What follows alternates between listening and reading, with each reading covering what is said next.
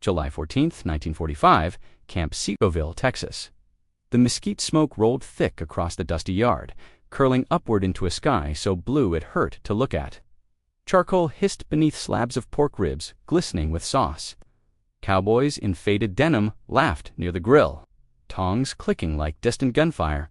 And at the edge of the gathering, a young Japanese woman sat alone, plate untouched, eyes locked not on the food but on the flames. If this story moves you, hit that like button and drop a comment telling us where in the world you're watching from.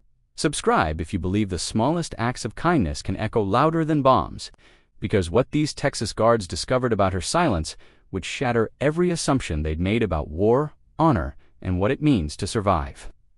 Week after week, they offered her meat. Week after week, she refused. Not with defiance, not with anger, just a quiet bow and hands that trembled when the smoke drifted too close. The other prisoners ate. The Germans devoured ribs with grateful grins. Even some of the Japanese women accepted plates, hunger louder than pride. But not her. And in a camp built on routine and rations, her refusal became a question no one could answer. Until one cowboy finally asked, and when she told him, the laughter stopped. The tongs went still, because the truth she carried wasn't about rebellion or religion. It was about fire, famine, and a memory so dark that even the smell of roasting meat could bring it back. Camp Seagoville sat 40 miles south of Dallas, a sprawling grid of wooden barracks surrounded by wire and watchtowers, built to hold enemy aliens and prisoners of war. It stretched across flat prairie where the heat settled like a wool blanket and refused to lift. By the summer of 1945, it housed over 400 women. Germans, Japanese, a few Italians, most had been detained on American soil after Pearl Harbor. Others, like Sachiko Yamada, had been captured overseas and shipped across the Pacific in the bellies of military transports. The guards were mostly local boys. Ranch hands and farm workers drafted into service, assigned to watch over women instead of fighting on front lines. They wore tan uniforms and wide-brimmed hats, spoke with drawls thick as molasses, and treated captivity with an odd gentleness that confused the prisoners more than cruelty ever could. There were rules, yes. Roll calls twice daily, work assignments in the laundry or kitchens, lights out at 9. But there were also libraries, gardens, even a makeshift beauty salon where German women curled each other's hair with salvaged pins. It was not the hell they'd been promised. The imperial propaganda had painted Americans as barbarians who would violate, torture, and humiliate captured women. Sachiko had believed it. Every nurse in her unit had been issued a single cyanide capsule, sewn into the hem of her uniform to be taken if capture was imminent. She never took hers, not out of courage, but exhaustion. When the American soldiers found her unit hiding in a cave on Luzon, she simply raised her hands and waited for the bullet that never came. Instead, they gave her water, then bandages, then a seat on a truck that smelled like diesel and canvas. The journey to Texas took weeks. Ship, train, truck, again. Each leg blurred into the next, a haze of motion and disbelief. And when she finally stepped off the transport into the blinding Texas sun, the first thing she noticed wasn't the wire or the guards. It was the sky. Endless, unbroken. The kind of sky that made you feel small in a way that wasn't terrifying, just true. The barracks were hot but clean. Cots lined up in rows, each with a thin mattress and a folded blanket. Meals came 3 times a day. Oatmeal, bread, stew with actual vegetables. The portions weren't generous, but they were regular, predictable. For women who had survived on handfuls of rice and boiled leaves, it felt like abundance. And yet, Sachiko couldn't eat, not at first. Her stomach had shrunk, her body didn't trust kindness. She took small bites, chewed slowly, and waited for the poison that never came. Then came the Sundays. It started as a gesture. A few guards dragging out a rusted oil drum, filling it with charcoal, lighting it with gasoline-soaked rags. The flames caught fast, roaring upward before settling into a steady glow. Then came the meat, slabs of pork ribs, beef brisket, chicken legs, donated by local ranchers or pulled from military surplus. It didn't matter. What mattered was the smell. Rich, smoky, undeniable. The guards called it barbecue, Sunday supper. A taste of home for women who had forgotten what home tasted like. They served it on paper plates with beans, coleslaw, white bread soaked in sauce. Coca-Cola poured from sweating bottles. German women lined up first, laughing, elbowing each other, making jokes in broken English. The guards grinned, slapped meat onto plates, and watched with quiet satisfaction as the women ate. Some of the Japanese prisoners hesitated. Pride wrestled with hunger. Propaganda wrestled with reality, but eventually they too stepped forward. One bite, then another. Eyes closed, grease on fingers, the taste of something forgotten. Even the translators, stern-faced women who had once worked for the consulate, allowed themselves to smile. But not Sachiko. She sat apart, always. Her plate was passed to her, accepted with a bow, then set down untouched. The bread might be eaten, the beans sometimes, but the meat never. Week after week, it grew cold beside her while the others ate. At first, the guards joked. Maybe she's vegetarian, one said. Maybe pork's against her religion, offered another. But the jokes faded when they realized she wasn't refusing out of principle. She was refusing out of something deeper. Her eyes never left the grill, not with longing, but with something closer to dread. When the smoke drifted her direction, her hands would curl into fists, her breathing would shallow. She would turn her face away, just slightly, like someone bracing for a blow. The other women noticed. Some whispered that she was judging them, looking down on those who accepted American generosity. Others thought she was ill, traumatized, broken in a way none of them could name, but no one asked, not yet. Because in a camp full of women who had lost everything, silence was the last dignity left. And Sachiko wore hers like armor. Before Texas, before the wire, before the ship and the cave and the surrender. Sachiko had been a field nurse in the Imperial Japanese Army, 20 years old, trained in a military hospital outside Yokohama, where the instructors slapped girls for crying and praised those who stitched wounds without flinching. She learned to work fast, to waste nothing, to see men not as individuals but as bodies, to be repaired and returned to the front. Her unit was deployed to the Philippines in late 1944. By then, the war was already lost, though no one dared say it aloud. Supply lines had collapsed, food shipments stopped, medicine ran out. The soldiers she treated arrived, skeletal eyes hollow, uniforms hanging like rags. She stitched them with thread pulled from parachutes and disinfected wounds with boiled seawater. Some lived, most didn't. The retreat began in March 1945. Orders came in fragments, shouted by officers who disappeared into the jungle and never returned. Sachiko's unit fragmented. 11 nurses, no map, no rations, only the vague directive to head north and avoid the Americans. They walked for weeks, through swamps where leeches clung to their legs, through villages already burned, the ash still warm. They drank from streams that tasted like metal and ate roots that made them vomit. Then came the hunger, the kind that gnaws not just at the stomach, but at the mind. One nurse collapsed and didn't get up. Another walked into a river and let the current take her. Sachiko kept moving because stopping felt like surrender, and surrender felt like a betrayal worse than death. But the body doesn't care about honor, it only cares about fuel. One night, they smelled smoke. Not the acrid burn of artillery, but something else, something organic, fatty, sweet.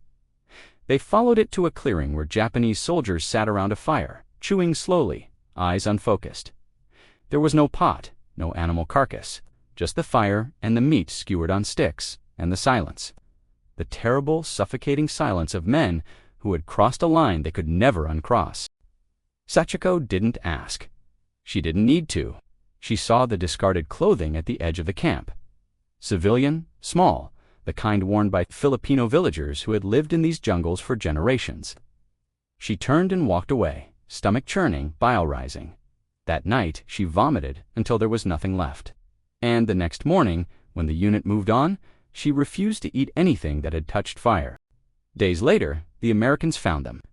Sachiko raised her hands, expecting execution. Instead, they gave her chocolate. A medic checked her feet for infection. A translator, a Japanese-American woman with kind eyes, told her she was safe now. Safe. The word felt foreign, obscene. How could she be safe when the world had revealed itself to be capable of such horror?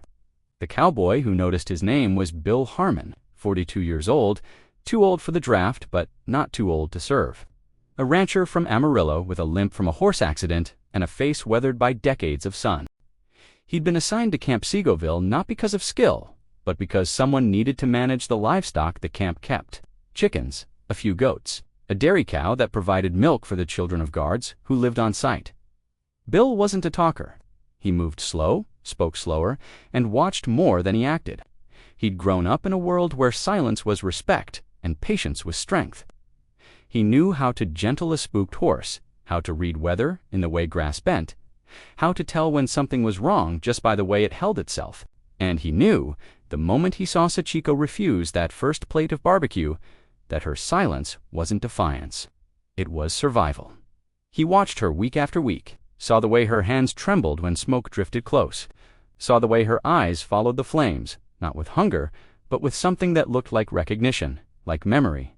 He didn't pry, didn't gossip with the other guards, just watched and waited, because some truths he knew couldn't be forced. They had to be offered. The moment came on a Wednesday afternoon. The grill sat cold, cleaned, and covered after Sunday's meal. Sachiko was sitting alone near the fence, mending a torn sleeve with thread she'd unraveled from a blanket. Bill approached slowly, hat in hand, and crouched beside her. He didn't ask permission, didn't announce himself, just settled into the dirt like he belonged there. For a long time, neither spoke. Then Bill pulled a tin of lemon candies from his pocket, offered her one. She took it, more out of politeness than desire. He popped one into his own mouth, sucked on it thoughtfully, then asked the question that had been sitting in his chest for months. "Why won't you eat the meat?" His voice was quiet, not accusing, not curious in the way that demanded performance, just honest. Sachiko looked at him, studied his face, and saw something she hadn't expected. Kindness without pity, patience without judgment. And in that moment, she decided to tell him. She didn't give him every detail, didn't say the names, didn't describe the scene with clinical precision, but she told him enough about the jungle. The retreat, the hunger that turned men into something else, the fire she'd seen and the smell she couldn't forget, the way roasting meat, any meat, brought her back to that clearing where the silence screamed louder than any battle. Bill listened without interrupting. His face went pale, then still.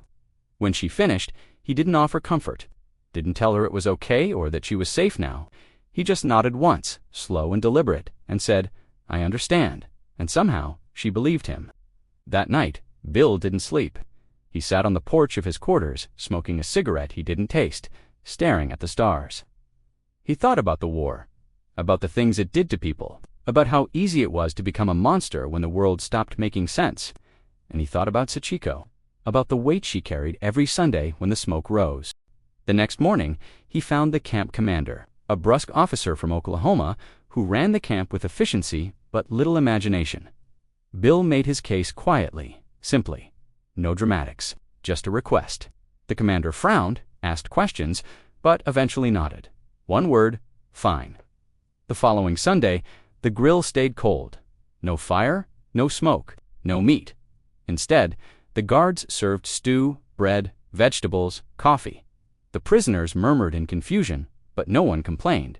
Food was food. And when Sachiko stepped into the mess yard and saw the empty grill, her knees almost buckled. She accepted her tray, sat down, and for the first time in months, she ate without ghosts hovering over her shoulder. The weeks that followed were quieter. The barbecues didn't resume. The guards adapted without complaint, grilling on weekdays when Sachiko was assigned elsewhere, serving stew on Sundays when everyone gathered. It wasn't a rule, wasn't announced, just a shift.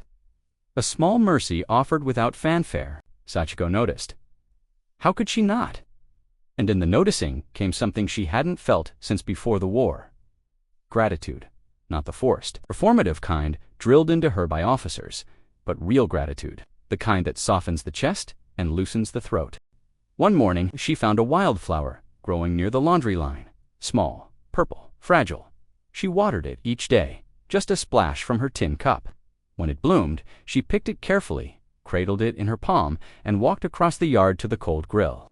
She placed the flower at its base, a tiny splash of color against rusted metal. Then she bowed once and walked away. Bill saw. He didn't touch the flower, didn't move it or comment on it, just let it sit there, wilting slowly under the Texas sun. A quiet acknowledgement, a wordless conversation between two people who understood that some wounds couldn't be healed, only honored. August 15, 1945, the war ended. The announcement crackled through camp loudspeakers, first in English, then Japanese. Japan had surrendered. The prisoners would be repatriated. Sachiko sat on her cot, hands folded in her lap, and felt nothing. Not relief, not joy, just the hollow echo of something finished. The journey home took weeks. Ship, train, truck. The same route, in reverse. When she finally stepped onto Japanese soil, the ground felt foreign. The cities were rubble. The people were ghosts. Her family's home in Yokohama no longer existed, just a crater filled with ash. She moved in with a distant cousin, worked in a clinic, spoke little. The other nurses didn't ask where she'd been, didn't ask what she'd seen. Silence was easier than truth. But in her small room, tucked between the pages of a worn Bible she'd been given at the camp, lay a pressed flower, purple, fragile, faded to gray. She never showed it to anyone, never explained its significance, but sometimes, late at night, she would take it out, hold it to the light, and remember the camp where smoke no longer meant horror, where a cowboy with a limp had listened without judgment, where a grill stayed cold so she could finally eat in peace. Years later, when her grandchildren asked about the war, she told them only this: "I learned that even in the darkest places, someone might choose kindness, and that choice, however small, can save a life."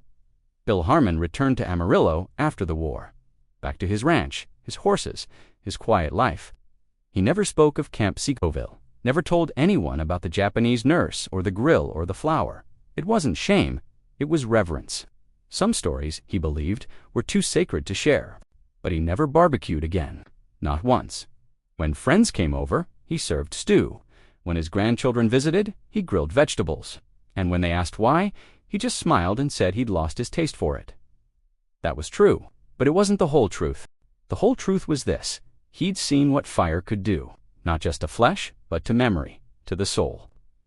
And he'd decided, quietly and without fanfare, that some flames were better left unlit, that some hungers were better left unfed, that sometimes the kindest thing you could do was simply to stop, to change, to let the smoke clear so someone else could breathe. And in a small room halfway around the world, a woman pressed a faded flower between the pages of a book and whispered a thank you that would never be heard, but would echo nonetheless, because dignity, once returned, never truly fades. It lives in the spaces where cruelty could have been, but wasn't. In the silence where smoke should have risen, but didn't. In the memory of a grill that stayed cold so a soul could finally grow warm. That is the whole truth, and it is enough.